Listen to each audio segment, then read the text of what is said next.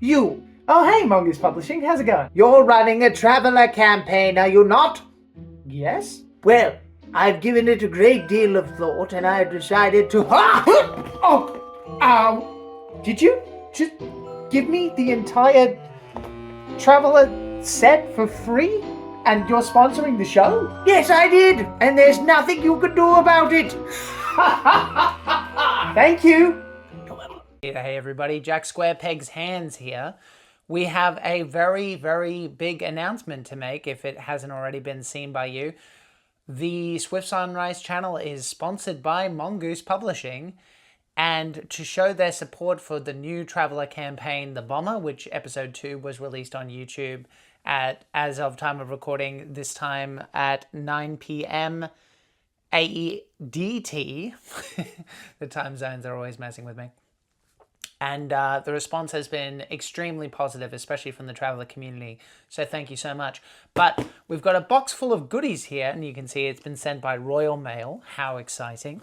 The royals are finally paying attention to the colonies, as it were. So story time as I open this up, because this is a proper unboxing of Mongoose Publishing Traveller goodies. Now, you'll notice I'm opening this in a strange way. Actually, those of you who are more old school fans of the channel will go like, wow, Jack's actually using a penknife this time as opposed to a kitchen knife. And maybe he won't even, he will not even stab himself this time. I can't guarantee that, but I am trying to learn my lesson.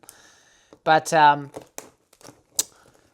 the situation is basically that as a content creator, I was just wanting to make some content that I was excited to make, is the truly honest answer why I started doing Traveller content specifically.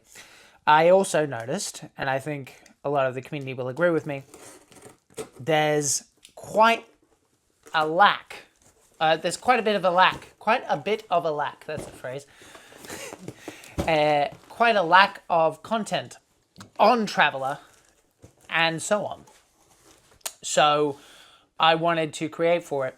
Now these guys, within a day of me posting the first episode on Reddit, reached out to me. That's the really interesting and exciting and wonderful thing. They reached out to me and said, how can we help? And I said, well, there's a couple of things I'm thinking of, but for now, whatever you guys feel comfortable with. And I think they took what I said under advisement, TBD, but they wanted to show their support, so we are officially sponsored by them, and we have official goodies to use on the channel or for giveaways. I haven't decided what I'm going to do with this yet, because I already owned the PDF as I told them. So we'll see what we end up doing with these. So we've got a little propaganda in the positive sense. We've got a little brochure for all the games that Mongoose runs. Traveller. Shield Maidens is a game that I've actually wanted to try for some time. So that'll probably be on the horizon. We've got Paranoia, which I've never played but heard great things about, so I think that'll be a really fun thing to play one day. And we've also got Korean Aerospace / Close Orbit Interceptor. I have no idea what that... Oh, look at that! Wow. Designed as the eventual replacement... Can you guys read that? Yeah. Designed as the eventual replacement for the Gripen. The Korpen Aerospace Close Orbit Interceptor is finding its way into the fleets of the Sword Worlds. So I don't know if this is errata or what, but man, thank you for your purchase. This might just be something that they threw in for physical purchases. So you could maybe it's like a trading card game. I don't know. Mongoose, can you confirm? If not, that would be fun. If different physical purchases got you little different brochures. That would be interesting, is all I'm saying. Okay, so we're going to open up the bubble wrap here. Now this is slightly awkward on my end because I'm trying not to hit the camera. I do not have a fancy rig yet for these kind of videos. So right now, I'm sitting like a sumo wrestler around a tripod. And I'm not going to tell you what this table material is made out of. You'll just have to use your imagination. I mean, obviously, you could probably tell me the material, but you probably won't guess what it actually is. It is not a tablecloth. Okay, so we're going to go with the first book that we can see, which is the Central Supply Catalog. I'm going to try and make it nice and neat, possibly for a thumbnail. Wow. So we'll move these other books to the side. We've got the Central Supply Catalog. Now, this is essentially the equipment list. So this is not going to be looking through every page, because I think that would be tedious. But provided that you can see, yeah, you can basically see that. Sorry about if the angle is odd, not my intention. I physically cannot see the phone, so I'm doing a little bit of guesswork here. There you go, that looks all right. So we've got the table of contents here. We've got equipment availability, armor, augments, communications, computers and software, electronics, home comforts, medical care and supplies, survival gear, tools, weaponry, weapon accessories, specialized ammunition, index. So already I can say, I remember back in the day when people were sort of criticizing the art of Traveller. Not that it wasn't plentiful or decent quality even, but that it kind of lacked some panache or action. Now, obviously, this isn't the best example to show that off, but they clearly are passionate about showing off the armor. We saw the more modern armor here, and I saw some action pictures just before. We've got more archaic armor there. And I'm actually quite pleased with the way that the art looks here. Okay, so here's an example. We've got camouflage basic, using natural or artificial material to break up distinctive outlines of a person, equipment. Camouflage makes it more difficult to detect the wearer. So standard camouflage gear. Tech level 3, camouflage basic, direct modifier +2 to suitable stealth checks. So this is the stuff. This is, if you've never played Traveller before, this is how, in a big way, players level up, right? Players don't level up nearly as much in a traditional Traveller game. Equipment is the name of the game. So this is going to be a very useful book in physical form and in PDF. So, wow, look at that. What is that? In extreme environment exploration suit. It's almost like an Iron Giant prototype. We got a powered plate armor. That's very interesting. I actually do want to have a closer look at that. Got battle dress there. Artillery battle dress. Where's the I do want to look at that specifically. Powered plates. There we go. A large and bulky suit of insulated power armor made of metallic plates forming a complete body shell. Power plate is tough and inflexible. As long as the suit's 100-hour power cell has energy, the suit adds strength +2, but inflicts a dex -2. The TL14 version has a 200 power cell. That's awesome. My players are going to plot if they ever get access to something like that. That's fantastic. Okay, we're going to skip through a little bit here because we've got a lot here. You can sort of get the idea. Augments are an interesting thing. My players already have some of them from the core book. So we've got genetic aquamorph adaptation. What? Transforms the recipient into an amphibious being. What? Man, that's cool, man. Oh, we've got a cyber claw, so you can give yourself a claw like an Aslan. That's amazing. So, for those who don't know, yeah, we got a Freddy Krueger glove. Well, look, those who know me know that makes me happy.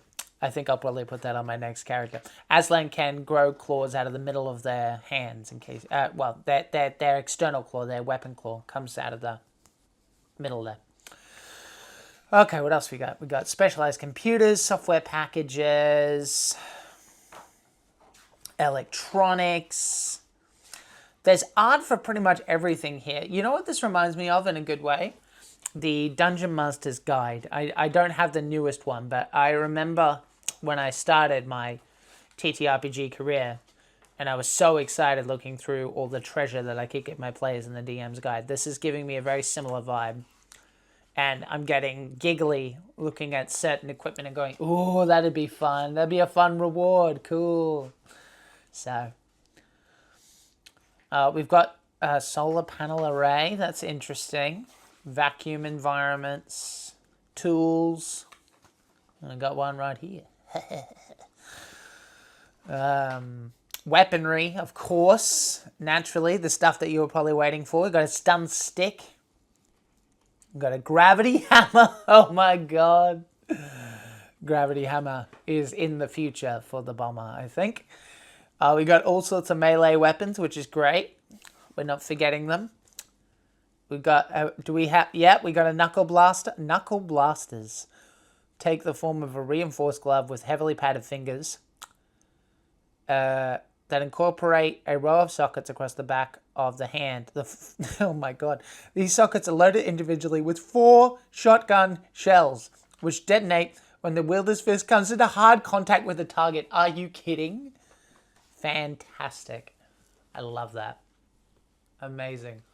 Okay, well, we'll keep going. Got our standard weapons here. Giving you a little taste of what we're getting into here. Got some archery, that's cool. Grenades. I wonder how much the players are going to trust grenades. We're going to find out. Oh, we got some really cool looking weapons. We got a Gauss cannon. Okay. That's very Fallout reminiscent. This is definitely Fallout reminiscent. We've got, you know, I think there's got to be a mini nuke shooter here somewhere, surely. I think what I'll probably do on the stream is I'll make a specialized weapon, because I'm fairly certain we've got an index here, which is cool. So if you're looking for a specific item, that's where you would go. That's good to know, actually. But we'll make a specialized weapon on the stream, twitch.tv/JackSquarePeg. And we'll have a look. All right, next one. Core rulebook. Okay. Pretty much what you'd expect. Look at that. That's cool. Ah, beautiful presentation. I would have loved a bookmark. That's me being greedy, but I come from the Chaosium school. And everything has a bookmark, and honestly, it's pretty great having a bookmark. So, you know, we won't go too into detail here, mostly because I've seen this 1,000 times in the PDF thing. The core rulebook has some flaws to it. Some information is in weird spots, but I have seen both editions of, is that the right word? Both versions, because this is an updated version of the core book. And it's certainly an improvement in pretty much every way, especially in art, in... I feel like the color palette from memory was different. You know. Oh, we've got encounters. This is probably one I'll probably bookmark with a bookmark that I own, because this book doesn't have one. You know. Just to kind of keep things interesting. I love a good random table encounter. And there you go. More stuff like this. This stuff I really enjoy. So if I said 33, well, there's a spy patron, right? That's fun. So I'll probably do my old school way of bookmarking. I think I used Post-it notes on my old books just to kind of keep track of stuff. So this is the more basic form of equipment that goes into more detail in the central supply catalog. So, am I centered here? Can you see all of it? Yeah, you should be fine. Got all the weapons here, some vehicles, spacecraft operations. This is everyone in my group of the bomber is nervous about, encounters, that's going to be another one I bookmark, is nervous about spacecraft operations. Because there's a lot of steps. We actually did, we did one practice session about 3 weeks before we started. And then we felt like we needed to do another one. And then we did another one after that because there's a lot of details to Traveller. So we got our basic ships here. I do feel bad for the original Traveller designers who made these beautiful isometric deck maps back in the day of the Traveller ships. I absolutely approve that they made them flat because they're easier to read. But man, there was something to be said about the isometric maps. It gave me... I'm mentioning Fallout a lot. I promise I have other interests, but reminded me of the original Fallout game. Got all the ships there. Got some psionics stuff, I think. Yep. Psionics are not part of my current game because I had enough stuff to worry about. This is about trade. Hydrographics. Oh, this is interesting. Is this about making a world? Yeah. This will be interesting. This will almost certainly be something that we trial and experiment with. I'm happy to use the official Traveller map for now because I am nothing if not lazy. That's not true. I mean, like, I am lazy, but in this case, it's just being efficient with my time. And I'd rather use something that someone's already written to make something interesting. And finally, we have Highguard. All right, so Highguard. Opening it up. Now, this is the book on ships. This is probably the one I'm least familiar with. We've got introduction, ship design, weapons and screens. That's interesting. Spacecraft options, space stations, customizing ships, the ship's computer, sensors, exotic technology, crew roles, creating deck plans, fighters, fleet battles, boarding actions is probably something I'll take a second to have a look at because the players will eventually be heading into that part of space. And spaceships of the Third Imperium, which is interesting. Once again, I will say, if you're with me this far, you're probably with me to the end, so I'll take a second to talk about the quality of the pages. Really nice glossy sheen. Feels solid. It looks like I'm not the biggest expert on this kind of stuff, but I believe this is stitching rather than glue. That's keeping the book there, so extra quality there. We've got... Let's have a little look around here. Okay, so we've got some definitions here. This is good. We've got, different examples down the line. Hopefully they bring it up again and it's not just buried in that one little passage. We've got a nice scale example here as far as I can tell. That's a scale thing. This is if you wanted to make your own ship, which again we might try and do one day on the stream. So that's all about installing a ship. Okay, we've got the crew. This is interesting because honestly, the players are going to end up on a scout ship eventually. This is not a spoiler. They already know this because the player owns it.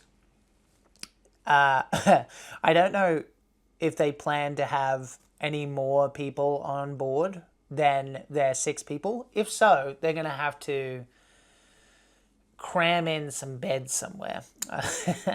And I don't know, maybe someone's going to have to sleep in the engine room, which Kaylee did in Firefly, so I'm sure it's not dangerous.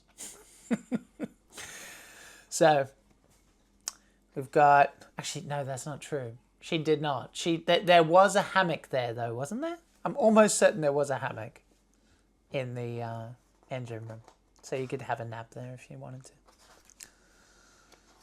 Maybe some people find it comforting, This is interesting. Oh, yeah, okay, so this would be using, like, sensors and the like. Okay, so this is talking about... Let me go back slightly, because the art has caught my eye. So these are the different weapons or things that you can use against the enemy, I guess. Shields. Many universes feature ships capable of generating shields. These are covered in the exotic technology chapter. Okay, so it's not common to have shields. That's interesting. All right, so we've got some more information on spacecraft operations. This is probably the most likely thing that I'm going to start reading in my own time, because there's a lot of steps to spacecraft operations. These look like options that can improve the ship, which is good to know. I'll probably make this available for players to read themselves if they ask, because then if they have a read and then they go, oh, I really want a detachable bridge for some reason, well, then they can start earning money towards that. So there's no downsides for me for them to know this info.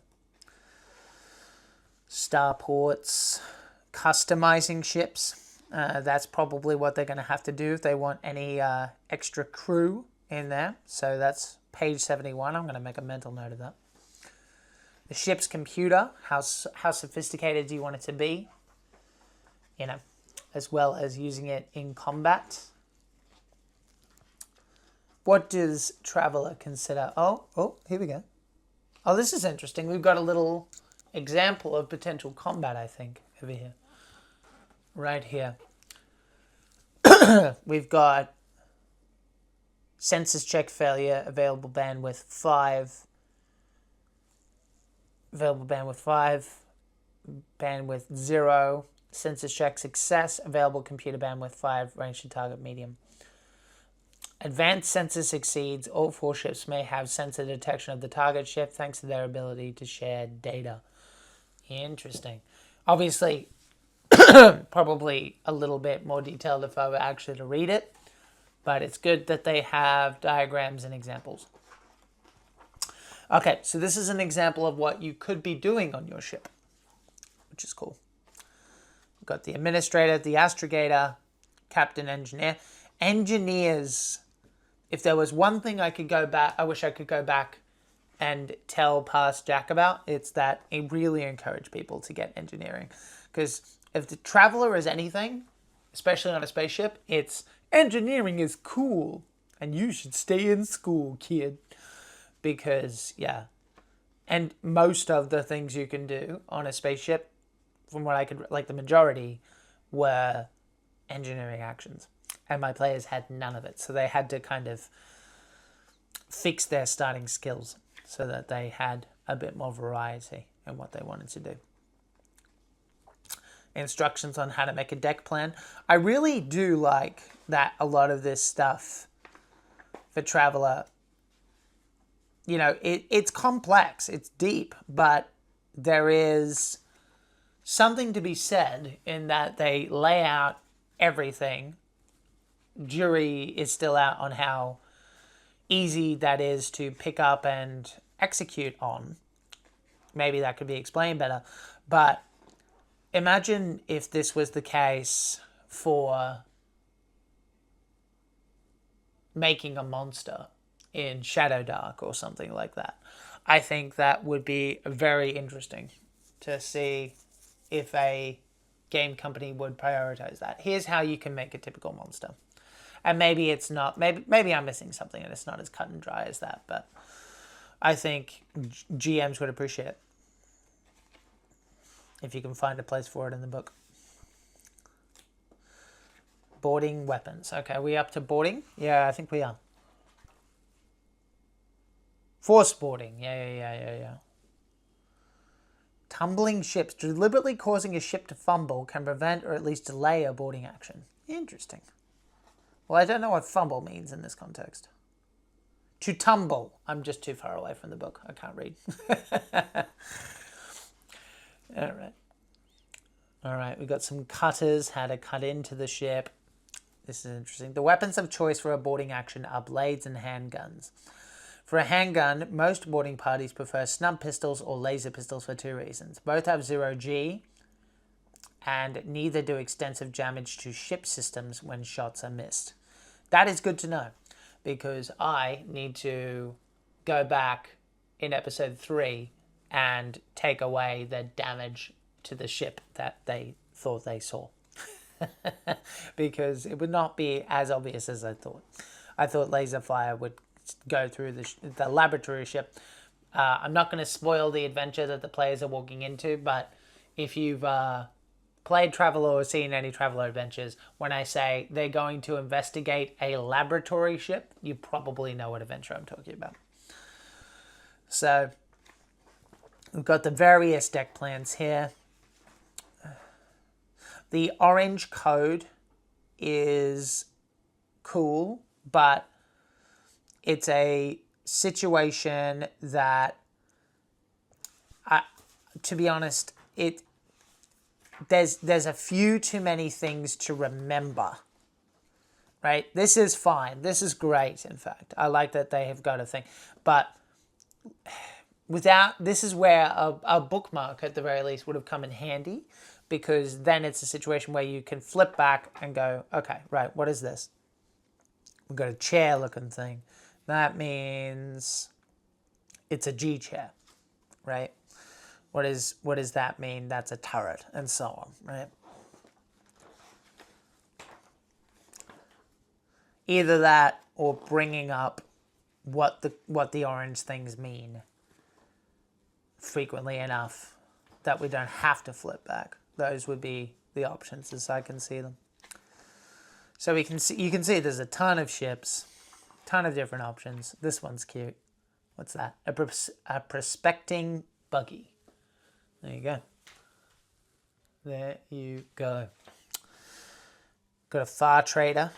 That was I put my first campaign in a free trader. This time it's a scout ship. We're going with the classics. Jump shuttle. Laboratory ship. That's what the players are going into now. Really? So the only crew required for the laboratory ship is a pilot and an astrogator. That's interesting. I guess that makes sense because it's not exactly jumping around much. It's just kind of doing science. Mostly stationary, probably. Got a Corsair. Look at that. That's cool. It's a nasty looking thing. Got passenger mercenary cruisers. That's an interesting one. That'd be a fun one to do one day. We got the classic Star Trek looking ship. We've got, what is that? It's a destroyer escort. Interesting. And we got it again. You gotta have your throwbacks. Ooh. Leviathan Merchant Cruiser. Fun. Very fun. Welcome back. Sorry we lost you for a second because the phone ran out of storage. So, anyway, those are the general ships that you can see. I do want to skip back real quick because I saw low berths seem interesting. I do want to have a look at that real quick. So, this is an interesting one because low berths are, classic science fiction nonsense. And I hope we get to use them in the campaign at some point. Not as much information as I would have thought about it. But yeah, so long story short, I'm excited to use low berths, and I'm really impressed with the High Guard book. Out of all of these, I think the one I'm going to appreciate having in physical form the most, if I decide to hang on to these. Once again, there may be a giveaway. Stay tuned. The one I think I'll probably be referencing the most is by a near margin Central Supply catalog. That'll be the one I'm opening the most and trying to get inspiration and going, oh, that'll be cool. Like, that'll be a fun reward. And then working backwards, followed by High Guard. Obviously, the core rulebook will be the thing I reference the most, but it'll be referenced in-game for the most part. Because, you got to look up what the rules mean, etc., etc. But all of these are really, really high quality. Hardbacks. You can see both ends. There you go. That's the first one there. Fully updated and revised. We've got that one there, right? And we've got High Guard there. And as well as the ephemera that I got given. We'll put it like that. Right?